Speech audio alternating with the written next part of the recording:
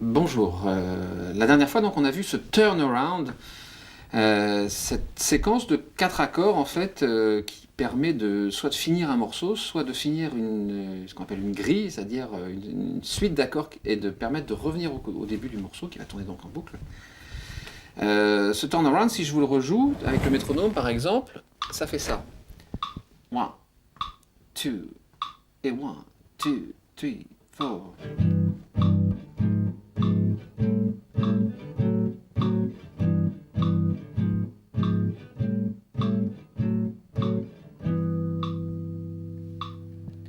Ok, donc ça on l'a vu. Euh, Ce qui va nous intéresser maintenant, c'est de savoir comment les différentes notes de ces accords évoluent les unes par rapport aux autres, puisque dans ce cours destiné aux débutants, même si quelquefois le jazz peut faire un petit peu peur dans son image compliquée, c'est d'essayer de simplifier les mouvements des doigts, en fait, donc autrement dit, faire en sorte que les différentes notes s'enchaînent avec le plus d'économie possible. Donc là, on va décortiquer un petit peu, on va passer un petit peu dans l'analyse. Là, pour l'instant, on n'est pas du tout du côté du solfège ou de l'harmonie et quoi que ce soit. On regarde simplement la façon dont les notes se répondent les unes aux autres. Si on regarde de plus près, donc en fait, le mouvement,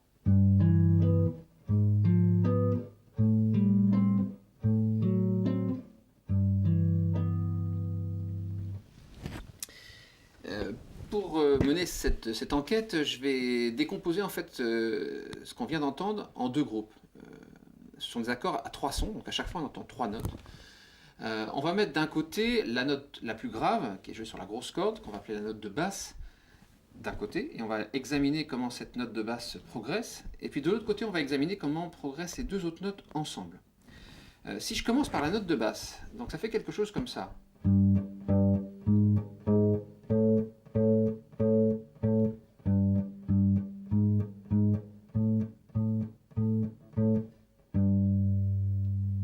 D'accord. Donc admettons pour l'instant.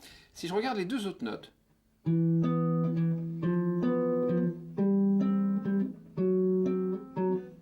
si je joue les cordes ensemble,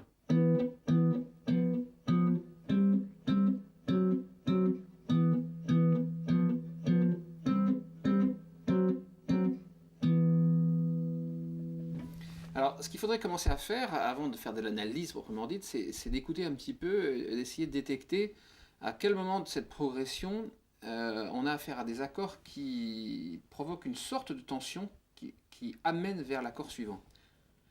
Si on analyse, là on est vers une sorte de stabilité. Par contre, on a affaire à un accord dynamique, c'est-à-dire qu'il entraîne ce qui suit, qui est assez stable, et de nouveau le quatrième provoque ce retour qu'on va appeler une résolution. Sans rentrer dans les grands mots, en fait, quand on regarde, on va regarder de plus près le mouvement des doigts cette fois-ci. Donc, je vais faire au plus simple.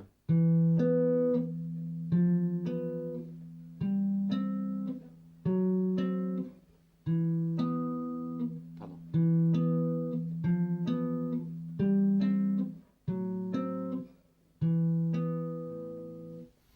Donc, on pourrait étudier bon, le mouvement de chaque note sur chaque doigt, peu importe, c'est un petit peu trop tôt.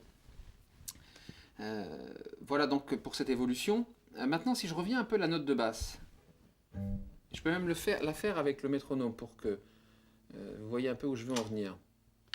Juste la note de basse. 1, 2, et 1, 2, 3, 4.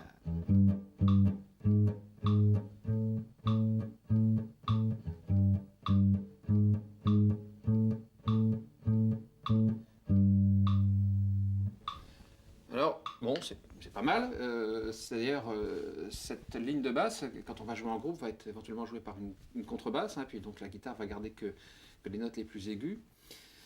Ça peut, par contre, être un petit peu frustrant parce que ici, on a l'impression d'un mouvement, et puis là, on reste un petit peu comme bloqué.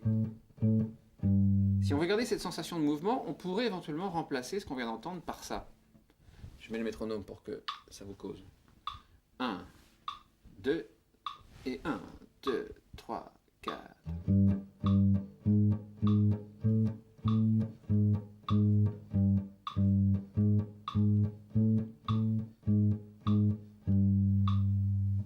On a quelque chose là qui bouge plus, qui est en mouvement permanent. On va appeler d'ailleurs ces lignes de basse des walking bass, donc la basse marchante, qui entraîne une sorte de mouvement. N'oublions pas que le jazz était avant tout une musique de danse.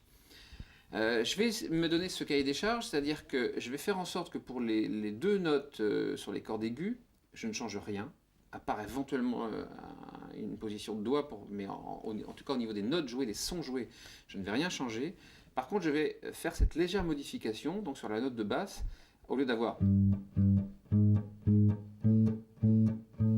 je veux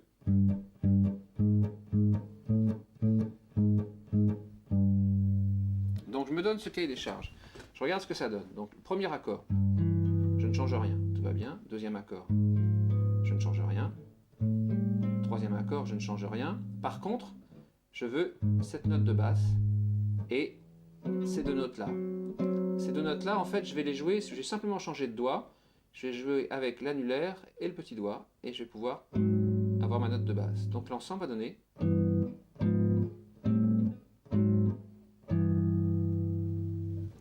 Si on le joue dans le tempo, la différence n'est pas non plus extraordinaire, mais peut-être vous allez la sentir. 1, 2, et 1, 2, 3, 4.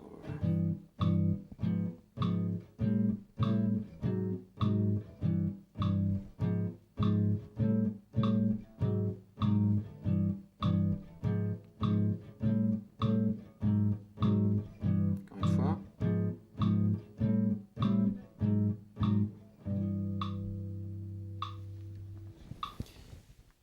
Voilà, donc essayez de tourner ça. Donc cette fois-ci. Toujours avec le métronome à 50 pulsations par minute. Et après on en recose. Cette simple note de basse que l'on vient de modifier, puisqu'il y a une seule note de basse qui change dans toute cette petite modification qu'on vient de faire intervenir, nous entraîne dans ce qu'on appelle en jazz les substitutions. C'est-à-dire qu'en fait, on avait un accord qu'on avait nommé Ré7, qu'on vient transformer par un autre en changeant juste une note. Donc on dit qu'on substitue cet accord au précédent. Mais pour l'instant, on va jouer, on se préoccupera de la théorie ultérieurement. Bon courage.